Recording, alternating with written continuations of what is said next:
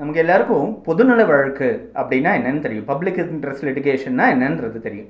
அதாவது பாதிக்கப்படாத ஒரு நபர் ஒரு பப்ளிக்குக்காக ஒரு பொதுநலனுக்காக ஒரு வழக்கு ஒன்று தொடர்ந்தால் அதுக்கு பேர் பொதுநல வழக்கு அப்படின்றது பேர்.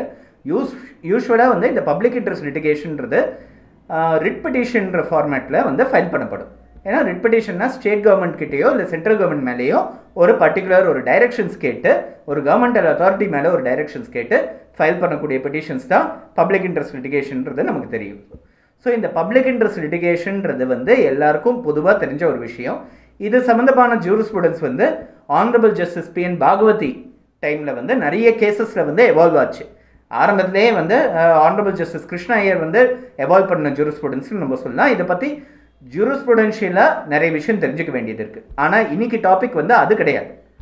இந்த பப்ளிக் இன்ட்ரெஸ்ட் லிட்டிகேஷன்றது ஒரு ரிட் பெட்டிஷனாக ஃபைல் பண்ணுறது போக இந்த பப்ளிக் இன்ட்ரெஸ்ட் லிட்டிகேஷன் அதாவது பொதுவான நலன், அதாவது அவரை தவிர மற்ற நபருக்கான நலனுக்காக ஒரு சிவில் வழக்கு தொடர முடியுமா அப்படின்றத பற்றி இன்றைக்கி நம்ம பார்க்க போகிறோம். ரெப்ரசன்டேட்டிவ் சூட் அப்படின்றத பேர்.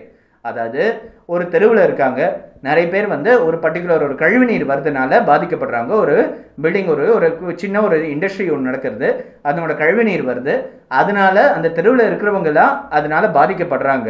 அதனால அதை நிறுத்த சொல்லி ஒரு சிவில் சூட் ஒருத்தர் வந்து அந்த தெருவில் இருக்கிற எல்லாரையும் ரெப்ரசன்ட் பண்ணி ஒரு கேஸ் ஃபைல் பண்ண முடியுமா? இல்லைன்னா ஒருத்தர் வந்து 7-8 பேருக்கு பணம் தரணும், அதுக்காக அவர் யார் யாருக்கெல்லாம் பணம் தரணுமோ எல்லாரையும் சேர்த்து ஒருத்தர் வந்து ரெப்ரசன்ட் பண்ணி ஒரு ரெப்ரசன்டேட்டிவ் சூட் ஃபைல் பண்ண முடியுமா? ஸோ இந்த மாதிரி நிறைய கொஸ்டின். ரெப்ரசன்டேட்டிவ் சூட் அப்படின்றது ஒன்று இருக்குது. இது வந்து ரொம்ப ஒரு டிஃப்ரெண்ட்டான ஒரு ப்ரொவிஷன்னு சிவில் ப்ரொசீஜர் கோடில் நிறைய பேருக்கு தெரியாத வெஞ்சர் பண்ணப்படாத ஒரு பர்டிகுலர் ப்ரொவிஷன். அதை பற்றி இன்றைக்கி நம்ம பார்க்க போகிறோம்.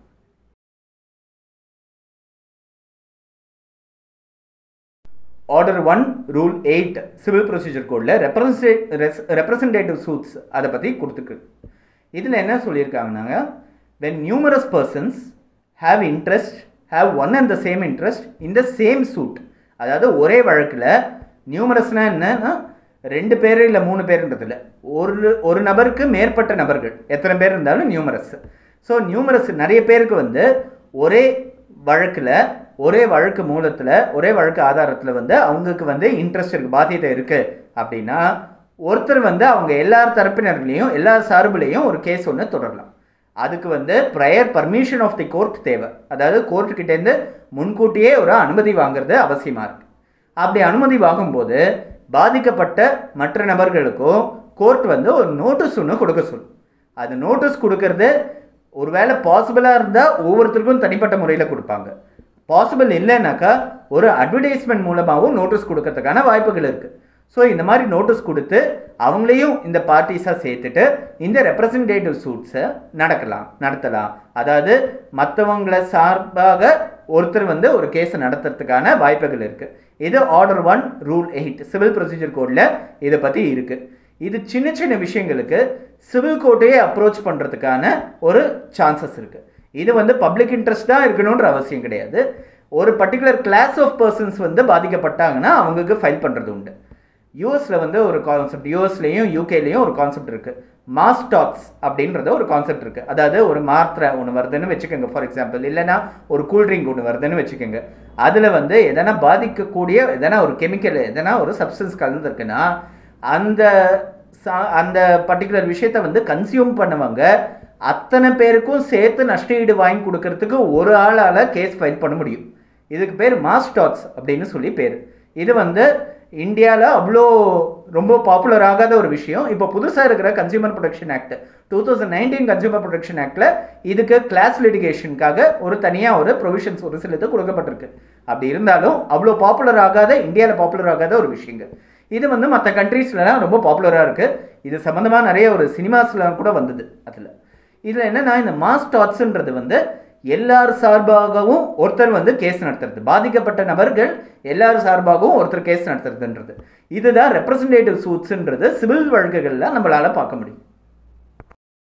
Tamil Nadu housing board versus Ganapathi அப்படின்ற ஒரு கேஸில் ஒரு கிராமத்தில் பாதிக்கப்பட்ட எல்லாருக்கும் சார்பாக ஒருத்தர் வந்து ஒரு கேஸ் ஃபைல் பண்ணுறாரு. ஒரு வில்லேஜ் கம்யூனிட்டி சேர்ந்த எல்லாருக்கும் சார்பாக, பாதிக்கப்பட்டவங்க எல்லாரும் சார்பாகவும் ஒருத்தர் ஒன்று கேஸ் ஃபைல் பண்ணி அந்த கேஸில் சாதகமாக ஆர்டர் வாங்குறதுக்கு ட்ரை பண்ணுறாரு. ஸோ இந்த கேஸ் வந்து அட்மிட் ஆயிருக்கு. இது வந்து ஒரு classic example of a representative suit அப்படின்றத நம்மளால் சொல்ல முடியும். இந்த ரெப்ரசன்டேட்டிவ் சூட்டில் ரொம்ப முக்கியமாக தேவைப்படுற விஷயம் நோட்டீஸ் இஷ்யூ பண்ணுறது. அதாவது பாதிக்கப்பட்ட எல்லா விக்டிம்ஸ்க்கும் நோட்டீஸ் போகணுன்றது அவசியமான விஷயம். இது பெரம்டரி இன் நேச்சர் அப்படின்றத சொல்லியிருக்கு சுப்ரீம் கோர்ட். இது பெரம்டரின்றதை நம்ம பார்க்கும்போது இது இல்லாமல் இந்த கேஸுக்கு வந்து இன்டிஸ்பென்சிபிள் அப்படின்றது ரொம்ப முக்கியமான விஷயம். அப்படி ஒரு வேளை நோட்டீஸ் கொடுக்காம ஒருத்தர் பாதிக்கப்பட்ட ஒரு நபரை விட்டு போய் மற்றவங்களுக்கு மட்டும் நோட்டீஸ் கொடுத்து கேஸ் நடந்து அந்த கேஸ் ஜெயிச்சதுனாலோ பாதிக்கப்பட்ட விட்டு போன அந்த நபருக்கு வந்து சாதகமாக அந்த தீர்ப்பானை ஒத்துழைக்காது அப்படின்றது தெரிஞ்சுக்க வேண்டியது. யாரெல்லாம் பேர் ஆன் ரெக்கார்டு இருக்கோ அவங்களுக்கு சாதகமாக தான் தீர்ப்பு வந்து வரும் அப்படின்றது தெரிஞ்சுக்க வேண்டியது. இந்த ரெப்ரசன்டேட்டிவ் சூட்டோட காஸ்ட் டைட்டில் எப்படி வரும்னா, AB on behalf of himself and on behalf of all other creditors of C, அதை பிளெயின்டிஃப்னு வரும், வர்சஸ் சி டிஃபெண்டன்ட்னு வரும். ஸோ இதுதான் வந்து அந்த காஸ்ட் டைட்டில். அதாவது அவர் சார்பாகவும் அதே மாதிரி அந்த பாதிக்கப்பட்ட எல்லா நபர்களும் சார்பாகவும் தொடுக்கப்படுற வழக்கு அப்படின்றது அந்த கேஸோட காஸ்ட் டைட்டில்லையே இருக்கும். இதுதான் ரெப்ரசன்டேட்டிவ் சூட்டோட மெயினான ஒரு அம்சமாக இருக்கும். இதுக்கு ரெப்ரசன்டேட்டிவ் சூட் ஃபைல் பண்ணுறதுக்கு முன்னாடி லீவ் டு சியூ, அதாவது பர்மிஷன் கேட்கணும்னு நான் ஏற்கனவே சொன்னேன். கோர்ட்டோட அனுமதி வேணும் அப்படின்றத ஏற்கனவே சொன்னேன். அந்த லீவ் டு சியூன்னு சொல்லி ஒரு அப்ளிகேஷன் ஒன்று ஃபைல் பண்ணி இந்த காரணத்தினால இத்தனை பேர் வந்து பாதிக்கப்பட்டிருக்காங்கன்றதுனால எல்லாரும் சார்பாகவும் நான் கேஸ் ஃபைல் பண்ணுறதுக்கு தயாராக இருக்கேன், கோர்ட் எனக்கு அனுமதி கொடுக்கணும் அப்படின்றது லீவ் டு சியூ அப்ளிகேஷன் ஒன்று ஃபைல் பண்ணணும். இந்த ரெப்ரசன்டேட்டிவ் கெப்பாசிட்டியில் லீவ் டு சியூ அப்ளிகேஷனை அப்பீல் ஃபைல் பண்ணும்போது ஃபைல் பண்ணலாம். அதாவது ஆரம்பத்தில் அந்த கேஸ் இண்டிவிஜுவல் சூட்டாகவே ஃபைல் பண்ணி அது முடிஞ்சு போயிடுச்சு, அதுக்கப்புறம் அதுக்கு மேலே ஒரு அப்பீல் ஒன்று ஃபைல் பண்ணுறாங்க அப்படின்னா அதை ரெப்ரசன்டேட்டிவ் சூட்டாக கன்வெர்ட் பண்ணுறதுக்காக ஒரு லீவ் டு சியூ அப்ளிகேஷனை அப்போ கூட ஃபைல் பண்ணணும். அதில் எந்த விதமான தப்பும் இல்லை. ஆரம்பத்திலே ஃபைல் பண்ணுன்ற எந்த விதமான அவசியமும் கிடையாது அப்படின்றத தெரிஞ்சுக்க வேண்டியது. அடுத்தது ரெப்ரசன்டேட்டிவ் சூட்டில் காம்ப்ரமைஸ் அப்படின்றது பார்த்தோன்னா சாதா சிவில் கேஸ் வந்து காம்ப்ரமைஸ் ஆகிற மாதிரி இதில் ஆகாது.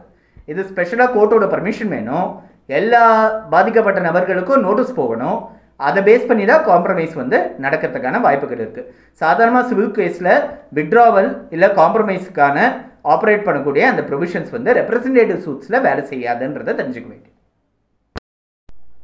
கடைசியாக தெரிஞ்சுக்க வேண்டிய முக்கியமான விஷயம், suit doesn't abate on the death of the plaintiff. அதாவது ஃபைல் பண்ணுறவங்களோட இல்லை பாதிக்கப்பட்ட ஒரு நபரோட டெத்துனால, அந்த ரெப்ரசன்டேட்டிவ் சூட் ஃபைல் பண்ணி நடத்துகிறவரோட டெத்துனால அந்த கேஸே அப்படியே க்ளோஸ் ஆகிடாது அப்படின்றது முக்கியமாக தெரிஞ்சுக்க வேண்டியது. ஏன்னா பாதிக்கப்பட்ட நபர்கள் நிறைய பேர் இருக்காங்க. ஸோ எல்லாருக்கும் சேர்த்து தான் கேஸ் ஃபைல் பண்ணியிருக்கன்றதுனால கேஸ் அப்படியே அபேட் ஆகிடாது, க்ளோஸ் ஆகிடாதுன்றதை தெரிஞ்சுக்க வேண்டியது. ஸோ இதெல்லாம் ரெப்ரசன்டேட்டிவ் சூட்ஸோட முக்கியமான ஒரு பாயிண்டர்ஸ்ன்னு நம்ம தெரிஞ்சுக்க முடியும். ரெப்ரசன்டேட்டிவ் சூட்ஸு ரொம்ப ரேராக ஃபைல் பண்ணக்கூடியது, பட் ரொம்ப ஒரு எஃபிஷியண்ட்டான ஒரு ரெமெடி. சிவில் ப்ரொசீஜர் கோடில் இவ்வளோ எஃபிஷியண்ட்டான ரெமெடிஸ் நிறைய இருக்குது, கொடுக்கப்பட்டிருக்கு. ஆனால் நிறைய அன்எக்ஸ்ப்ளோர்டாக பண்ணப்படாத ஒரு சில ரெமெடிஸ் நிறைய இருக்குது. இதெல்லாம் ஒவ்வொன்றா தெரிஞ்சுட்டோன்னா நிறைய சுச்சுவேஷன்ஸில் இதை இம்ப்ளிமெண்ட் பண்ணுறதுக்கான வாய்ப்புகள் இருக்குன்றதை தெரிஞ்சுக்கிறதுக்கு தான் இந்த வீடியோ.